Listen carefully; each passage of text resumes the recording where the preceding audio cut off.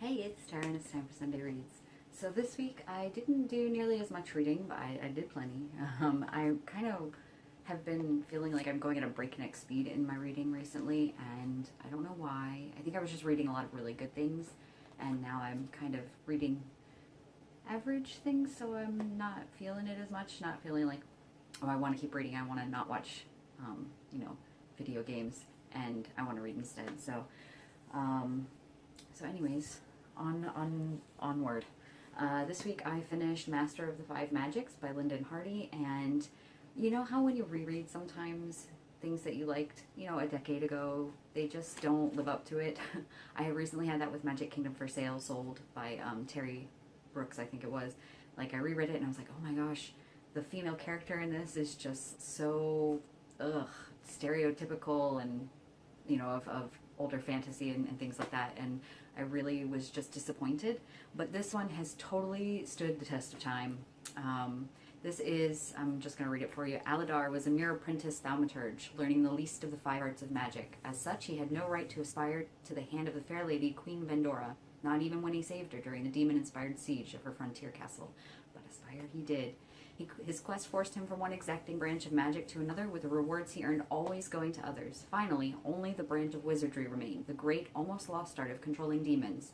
It was then he learned of the ancient plot behind his rise, and faced the greatest danger any man could dare. So the main character is definitely a protagonist. Yes, he is. The main character is definitely a male, but he has a very good supporting character, Ariel, I think her name is. He is aspiring for the hand of the queen, and everybody wants her because she's beautiful, but they actually address that. Lynn Hardy actually addresses that in his book, and throughout the book. And Ariel is just a really strong female, and the ending is just so satisfying on so many levels. I really, really, really love this book. If you love fantasy and magic systems, like in complex magic systems, definitely read this. I am super looking forward to reading the next two books. I've reread this book. I think this was like my fourth reading, but I've never had The Secret of the Sixth Magic. I always had Riddle of the Seven Realms, but I never could read it because I didn't have the sixth one. So anyways, I have it now, and next week I'm going to start this one, and I think they're all on different characters.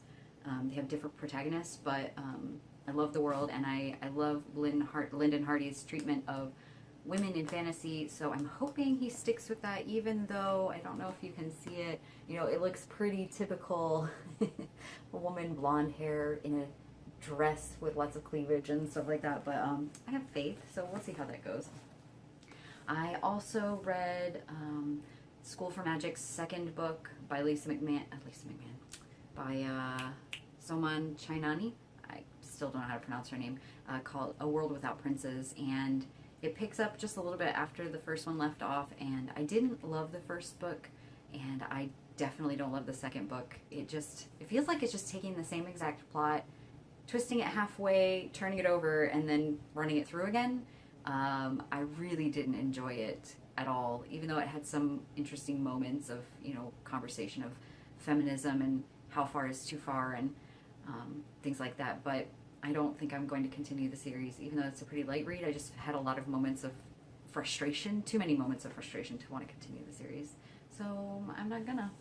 I also read 100 Bullets by Brian Azzarello and Eduardo Risso. I am so bad about just not looking at names of things. I saw that this was going to be made into maybe a TV show at some point soon, and so I thought I would check it out since my landlord had it. Basically, the idea is you get 100, a man approaches you and gives you 100 bullets and a gun.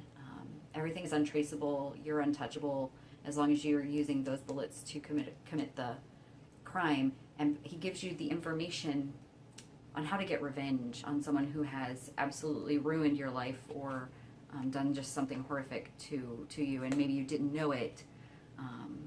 And I guess it introduces like that moral conundrum. What would you do if you had the power to do anything for revenge? Would you take them up on it? If you didn't, would you be rewarded for that or not? It's an interesting idea. This is book one, so I suspect there's a book two. But it was I would not watch the TV show. It's just too dark, I think, for me. Reading the book was interesting, very thought-provoking, but I definitely would not want to spend time, on a TV series for this. Just not my thing. I also finished The Creeping Shadow. I don't know, maybe I finished this last week and I'm just talking about it again. I don't know. I finished The Creeping Shadow by Jonathan Stroud.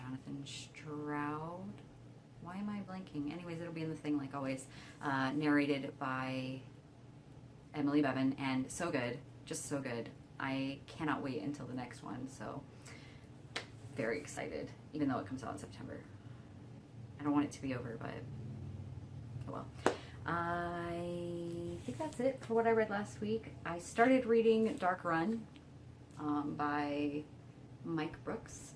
It's supposed to be like a Firefly meets Kenny J sort of book, but I'm not feeling it so far. I'm just a little bit in, and it's I don't exactly know. I'll just read you the summary. The Keiko is a ship of smugglers, soldiers of fortune, and con artists traveling Earth's colony planets, searching for the next job, and nobody aboard talks about their past, until now. Captain Ichabod Drift is being blackmailed. The Keiko has to deliver a mysterious load of cargo to old Earth at a specific time and place, unseen. It's what they call a dark run, and all too accurately, as when the delivery goes south, it may be their last. Enter a corrupt galaxy where criminals like the crew on the Keiko are often the best people in it, especially when they're motivated by revenge. Maybe I'm just reading too many dark things all at once, but yeah, Space Pirates, I saw it at the library and picked it up, so we'll see. Maybe it'll pick up as I go along. I also started The Female Man by Joanna Russ weeks ago, but I got really frustrated. I don't like the style of it, and I'm not impressed, but there we are. And I also don't like the typeface. It's really bold. I don't know. I don't like it, but I would like to finish it. It is a sci-fi feminist classic, so I should read it. So I'm going to, but I'm probably not going to enjoy it. And I also picked up Milk and Honey by Rupi Kaur. It's a collection of poetry. It's really darker than I expected, and I'm not sure how I feel about it. It's dealing with like the darker aspects of being a woman in a world where women are objectified and abused, and I mean it's in our world, so it's applicable, but sometimes I like to hide from that stuff. Maybe I shouldn't, so we'll see how I feel about this. I think that's it. My audiobook this week is The Unwanteds #2, Island of Silence, by Lisa McMann and Lisa McCann. And the narrator for the first one was Simon Jones, which I love him, but the second one is Jonathan Langton, I think. And he's pretty good, and I kind of like having a different narrator than Simon Jones, even though I love him. So we'll see how that goes. I really like the first book, so I hope I like the second book. Anyways, I think that's it for me this week. I had a tabletop gaming party last night with a whole bunch of friends, and it was awesome.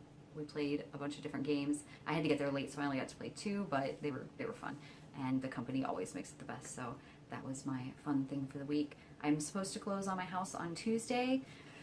Keep your fingers crossed for me. This has been a trial, which I'm sure any of you who have bought a house knows all about that, but it's coming to a close soon. My mom and my grandma are coming, I think May 10th, and they're gonna get everything painted with me and help me move everything in, and I'm really looking forward to this 3-generation bonding time, which is going to happen right over Mother's Day weekend, so I'm stoked for that, but that's my exciting life right now. I hope everything is going well with you, and that you're having a great weekend and a great week. If you're doing anything interesting or you're reading anything really great, please let me know about it, and until next time.